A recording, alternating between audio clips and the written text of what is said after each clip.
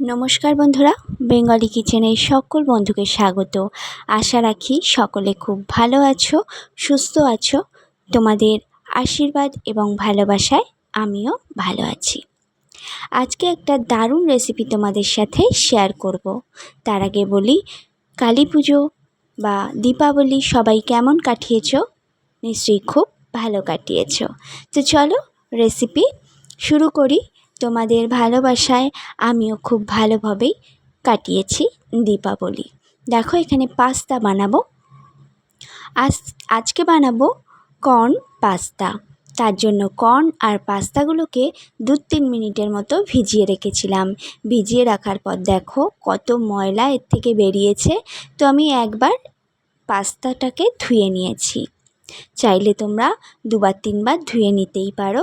তো আমি একবার পাস্তাটাকে ধুয়ে নিয়েছি।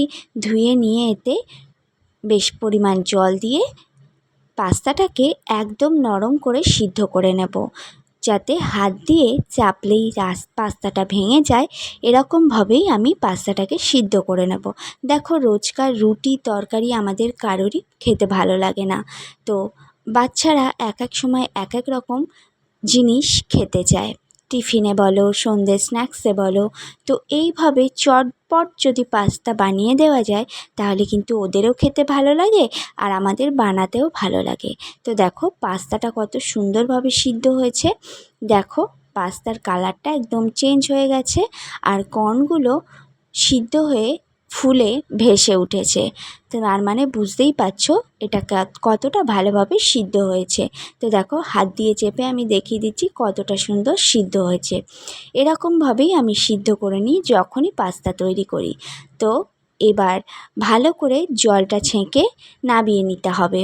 আর চাইলে তোমরা একবার সাদা জল দিয়েও, পরিষ্কার নর্মাল জল দিয়ে ধুয়ে নিতে পারো। তো দেখো কড়ার মধ্যে একদম সামান্য পরিমাণ একটু হোয়াইট অয়েল দিয়েছি। চাইলে তোমরা বাটারেও বানাতে পারো।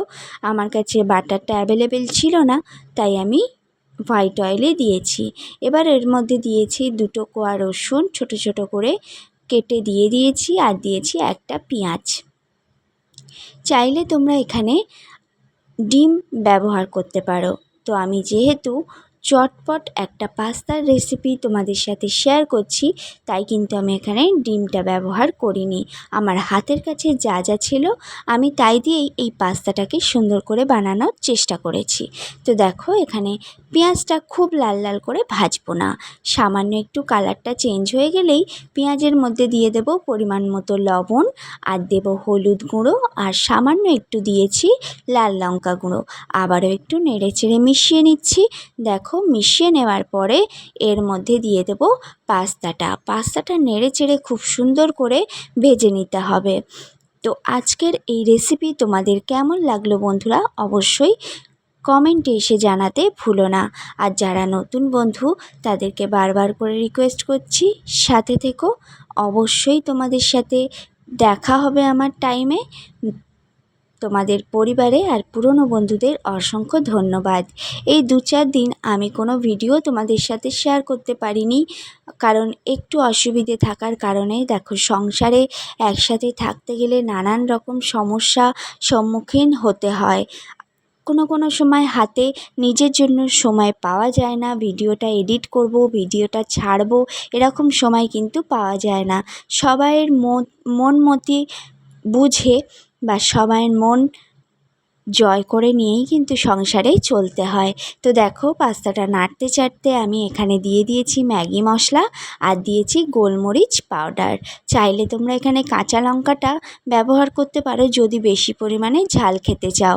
যেহেতু আমি বাচ্চার জন্য বানাচ্ছি বা আমার বাড়িতে কেউ এতটা ঝাল খেতে পছন্দ করে না, তাই আমি গোলমরিচ আর অল্প একটু লঙ্কা গুঁড়োই এখানে ব্যবহার করেছি। তোমাদের কাছে যদি অরিগ্যানো থাকে সেটাও কিন্তু এখানে ব্যবহার করতে পারো। দেখো এবার সুন্দর করে আবারও একটু নেড়েচেড়ে ভেজে নিতে হবে। তো যেটা বলছিলাম, সেই পারিবারিক কিছু সমস্যার কারণেই আমি কিন্তু ভিডিও ছাড়তে পারিনি। তো তার জন্য আমার অনেক সাবস্ক্রাইবার কমে গেছে বন্ধুরা। তো এরকমভাবে কেন যে তোমরা সাবস্ক্রাইব করে আনসাবস্ক্রাইব করে দাও আমি না বুঝি না। তো প্লিজ একজনের পাশে থাকলেই তো পাশে থাকা যায় বলো? কারুর পাশে থাকলেই তো সেও ভালোবেসে সবার পাশে থাকবে। এরকম দুদিনের জন্য অতিথির মতো এসে তারপর আবার চলে যাও, খুব খারাপ লাগে বন্ধুরা। তো দেখো আমি সস দিয়ে নেড়েচেড়ে মিশিয়ে নিয়েছি।